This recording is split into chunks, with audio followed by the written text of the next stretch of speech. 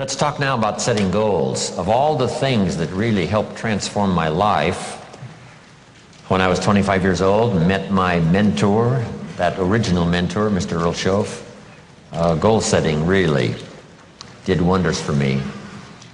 The subject came up when Mr. Schoaf said to me, Mr. Rohn, let me see your current list of goals. And he said, let's go over them. He said, I've got some experience, and let's talk about them. Maybe I can give you some help. And I said to him, I don't have a list. He said, wow. If you don't have a list of your goals, he said, I can probably guess your bank account within a few $100s, which he did. And that got my attention. So here was my response. You mean to tell me if I had a list of my goals, it would make a difference in my bank account? He said, a drastic difference. So that got my attention. I thought, well, I've got to learn how to set goals. And when I learned it, it changed my life forever. Now I've been teaching it now all these years, trying to help people get a better vision of the future. Okay, so make this note. The future is where we're going.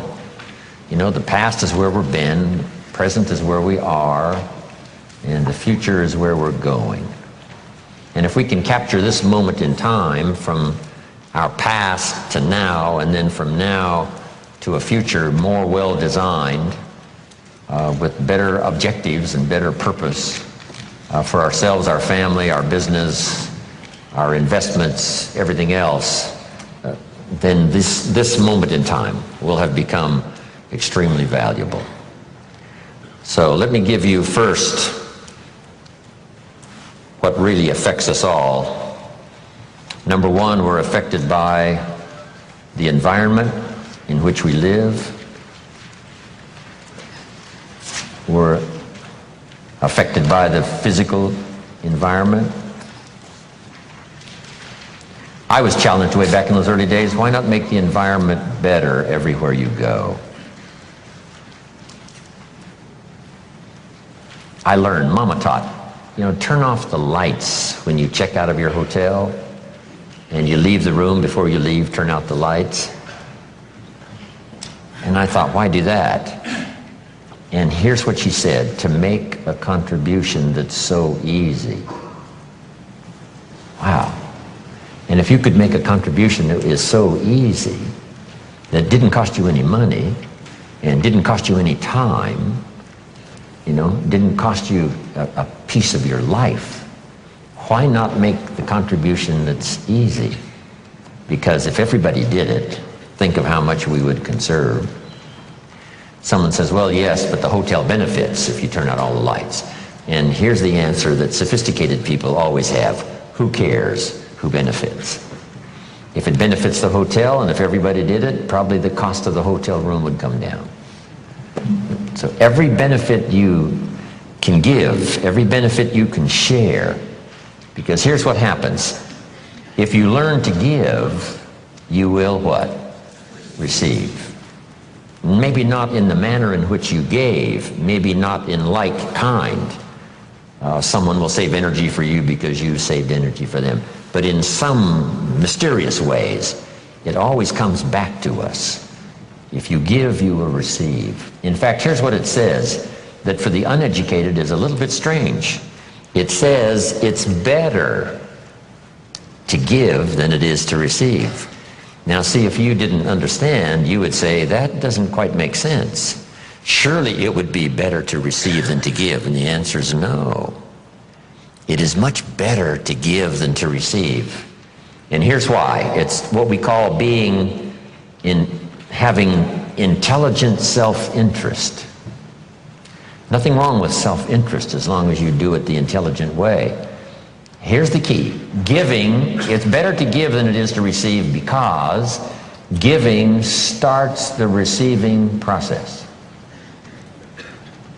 So to act intelligently in your own self-interest, which is good, it's much better to give than it is to receive. Because if all you do is receive, that may be very limited. But if you give, and giving starts the receiving process coming your way from unknown resources and from unknown places. Back it comes around to you because you became a giver. That's one of the unique mysteries of life. We give to receive, and it's better to give than it is to receive. So that's what Mama said. Turn out the lights, make a contribution. Why not make the easy ones? Here's what else. We talked about it at our lunch break today to those who were there. It raises your self-esteem, plus your self-respect, that you do things that the average person doesn't do. Maybe if they were taught, they would. Maybe if somebody mentioned it, they would. But it's easy for most everybody to just go on their way, and if they're not interrupted by a good idea that says, hey, it's so easy to make a contribution, this one would be easy. Turn out the lights when you leave the hotel room and make a contribution. That's interesting. Next is the phrase, in terms of environment, always leave something better than you found it. I talked to a man one time who rented out a long list of apartments. And he said, Mr. Rohn, you wouldn't believe it, but when somebody rents an apartment, they usually leave it worse than when they rented it. I said, you've got to be kidding. He said, no. A high percentage of people leave it trashed. If they stay 6 months or stay 1 year, they leave it trashed. Not just not better, but trashed. I said, that's impossible. Why would anyone do that? Mama said to me, no, leave it what?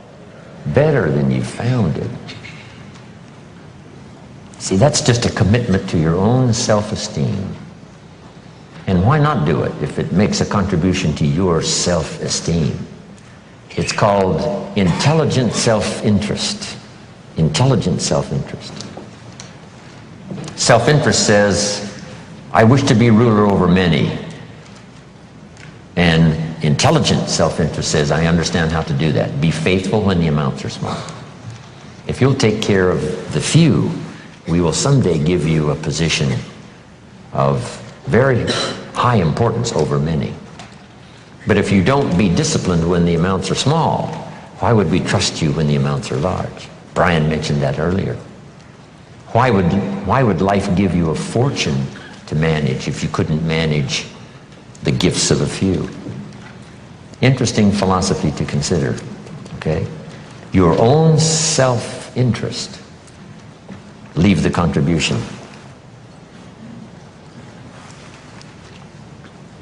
I'm even aware of it when I leave a restaurant and I get me a toothpick, right?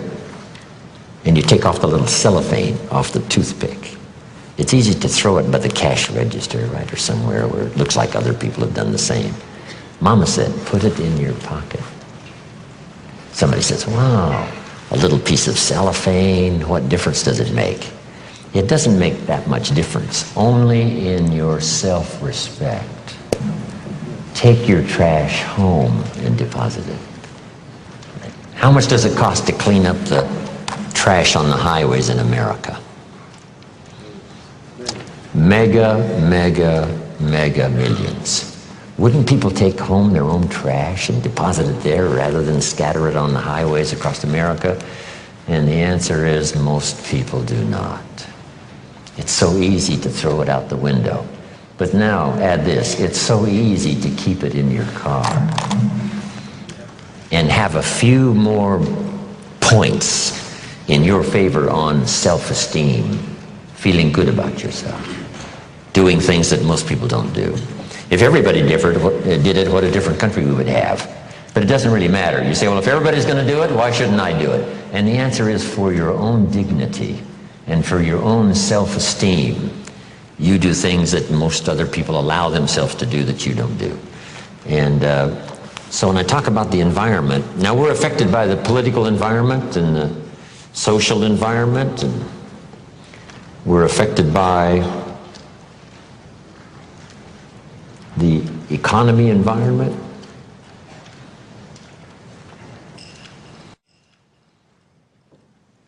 All of us are persuaded in one way or another to live like we live. Here's a good word to jot down: association. Be very careful of your associations. We're going to talk a little later about financial independence and, caring for your resources.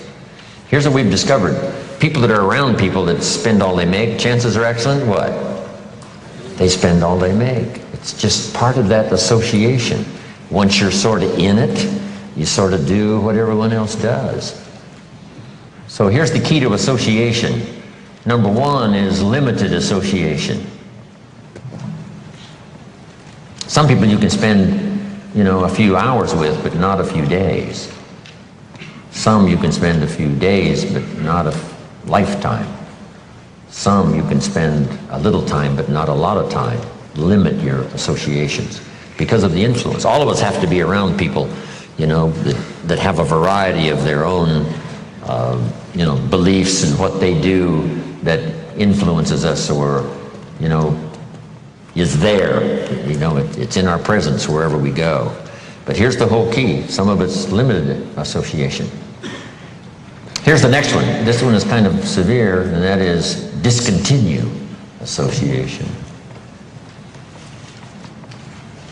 Sometimes you have to say in an association, is it causing me more harm than good? And sometimes the time finally comes where you have to part ways, just because the association is not to your benefit, for the rest of your life. And then here's the one you've engaged in this weekend: expanded association. Get around people who have good ideas to share. Get around people who have a good story to share. One of the great benefits of being here this weekend is a chance for all of you to meet each other. Share testimonials, share ideas, share your reactions to what's been taught, to the ideas that's been presented. Share some common experiences you might have had in your life, and you go home with this bag full of testimonials and the inspiration that comes from it. This kind of expanded association is so valuable. Whenever there's an occasion, and it can fit into your schedule of time and money, make sure you go where there are people of like interest, right? Ready for good ideas. Never, too successful to learn some more. This is good environment. Expanded association. Next, we're affected by events, dramatic events, or worldwide events, or home events, or personal events. Some events affect us all. Do any of you remember the missile crisis?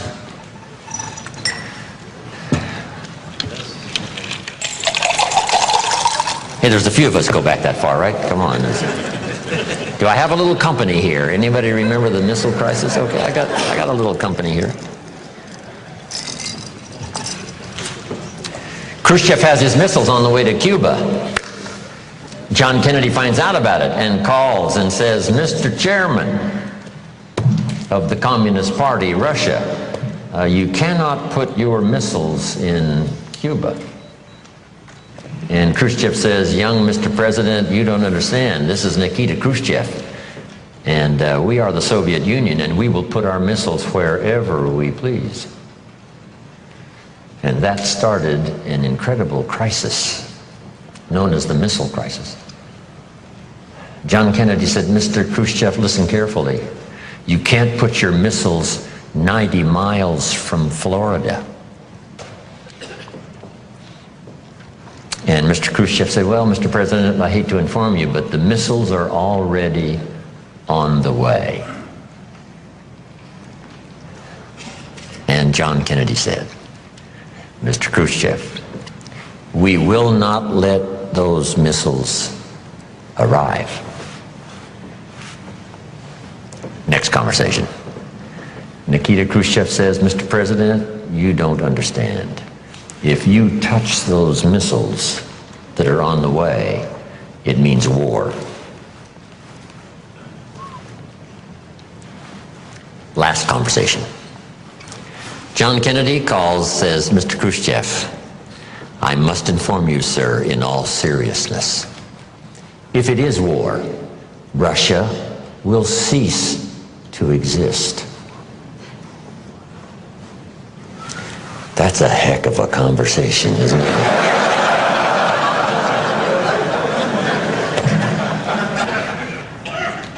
And Dean Rusk of the State Department at the time, I think, put it well, said, Kennedy and Khrushchev were staring each other down, and fortunately for all of us, Khrushchev blinked and finally agreed to turn around and take his missiles back home.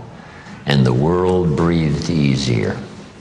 Back then, some of you might remember, we were digging bomb shelters in our backyards, right? This whole thing about atomic war finally became a reality, and we were saying, wow, surely not, for the sake of our children and our grandchildren. And I'm sure that the Russian officials and Soviet Union officials and Nikita Khrushchev finally decided, for the sake of their children and their grandchildren, there was no need to have this confrontation with the United States. But it was so close. So some events affect us all. Here's number 4. We're all affected by our results, whatever they've been, the results of our errors or the results of our disciplines.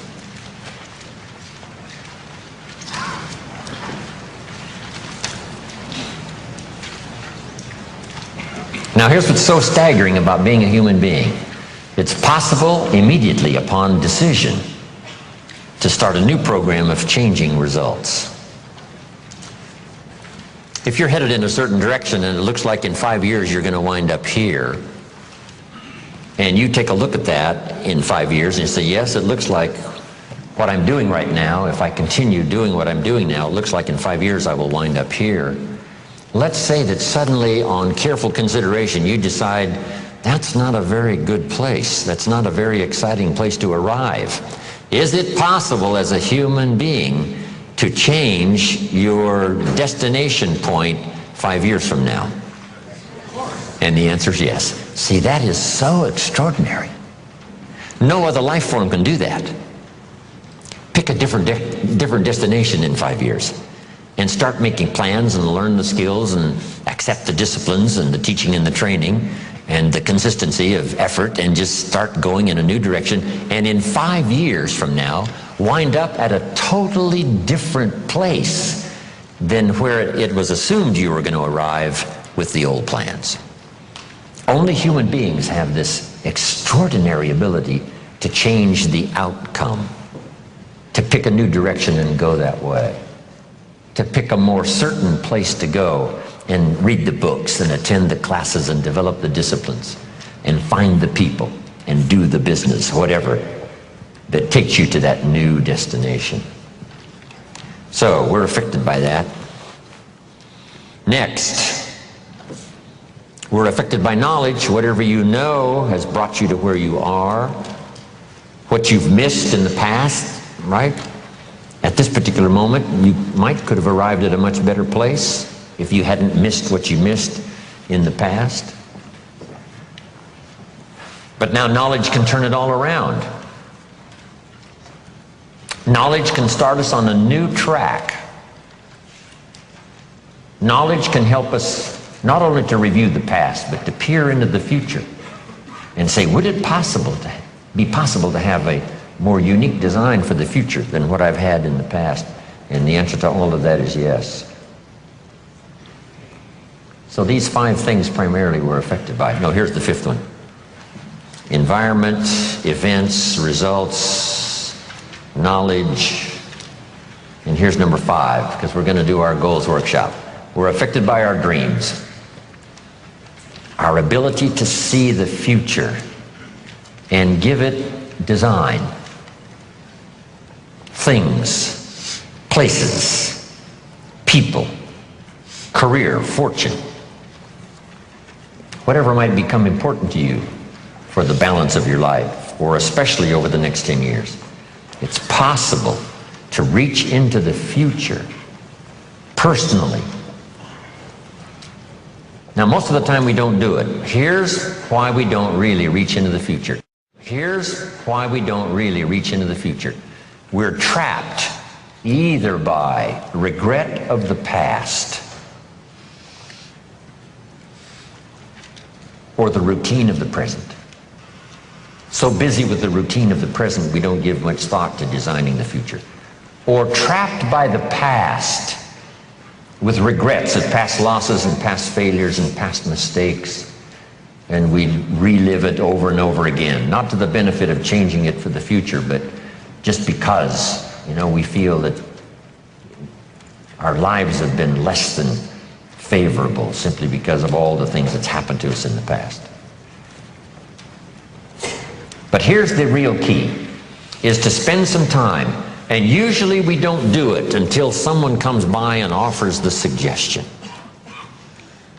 That's why meeting the right person at the right time, attending the right class, listening to the right sermon, having a conversation with the right person sometimes can totally change the direction of your life.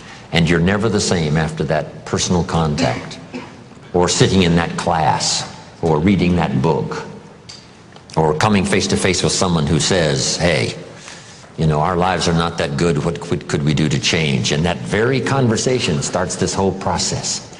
Wow, I'm arrived at a fairly poor place. How could I change all of that for the future? And that is all possible. And this point of contact, maybe today, will help change all of that and give some of you a new glimpse of some of the possibilities. We talked a little bit earlier about the possibilities and believing that the possibilities were possible for you, and then going to work and make them happen. But let's talk now about setting goals and see if we can't make this really meaningful. Here's the next key. Make sure that the greatest pull on you is the pull of the future. Not the pull of the past that keeps taking you back. Not the pull of gravity like the present that just keeps you sort of stuck where you are. But we want to make sure that the greatest influence and pull on us is the pull of the future. If you have powerful goals well designed and plenty of them to stir your imagination, here's what they will do. Goals become like a magnet. And the bigger they are and the stronger they are and the longer the list and the more things you'd like to acquire during the course of your lifetime, the stronger they pull. And here's the other advantage in setting goals, so that these goals begin to pull you in that forward future direction. They pull you through all kinds of downtime, all kinds of nighttime experiences, all kinds of winters. You can much more easily survive the next crisis, the next winter of your life, if you have well-set goals, finely tuned, places you want to go, things you want to do, people you want to meet, skills you want to develop, fortune you want to make, benevolence you want to engage in. If all of that becomes powerful and clear and you're on your way, I promise you, no matter what happens, those goals will pull you through. You won't be lost in the middle because you'll be able to see beyond. So with that in mind, let's now engage in this little session. It may be one of the most important for the weekend, designing the next 10 years. I want you to take a fresh piece of paper, or at least put a title up on one page and call it Goals Workshop. And in this Goals Workshop, I'm going to ask a series of questions, and I want you to write down the question first and then do the exercise. Okay? Write down the question first and then do the exercise. If you're ready to go, say, let's go.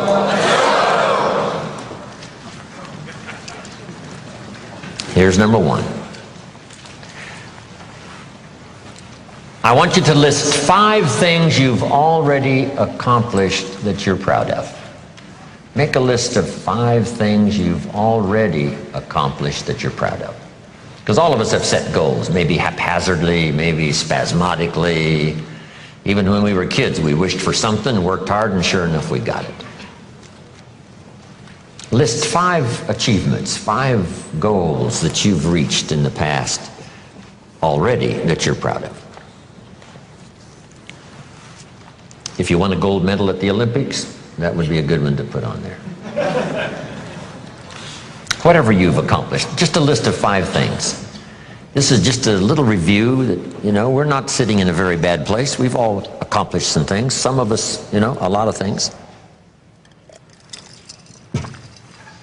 When you're working with children, this is a good exercise to start with. What have you already accomplished that you're proud of? In this little country town in Idaho, I graduated third in my class in high school. And I'm going to another class reunion in September.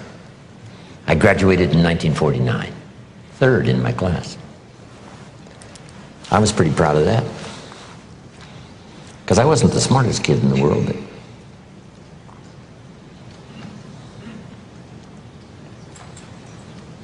we're called the 49ers, Idaho 49ers, graduated in 1949.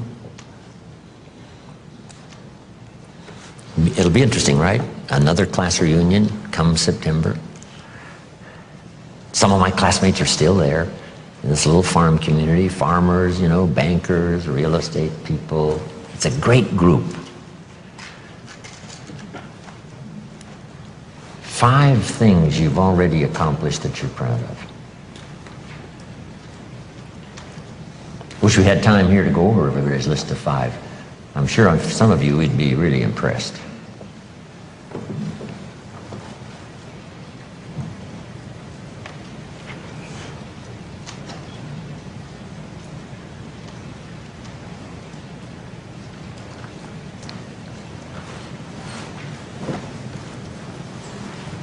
Five things, 5 achievements.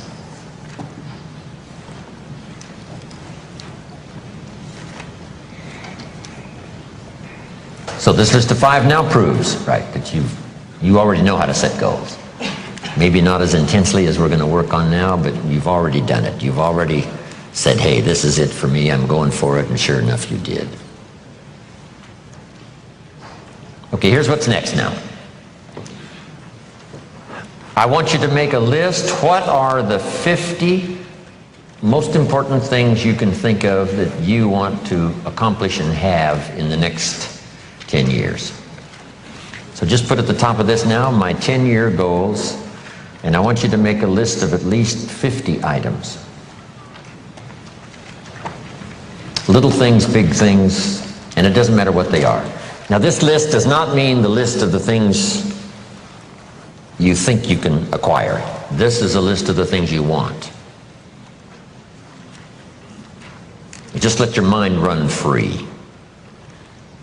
A list of 50 items that would really do it for you in the next 10 years. If you had this, if you went to these places and met these people, and if you had these skills and these investments, education for your children, all the rest of it. So I want you to take the time now. And I want you to go right down the page, not side by side on your goals, right down the page, because we're going to do something with this list a little later. Right down the page, 50 items.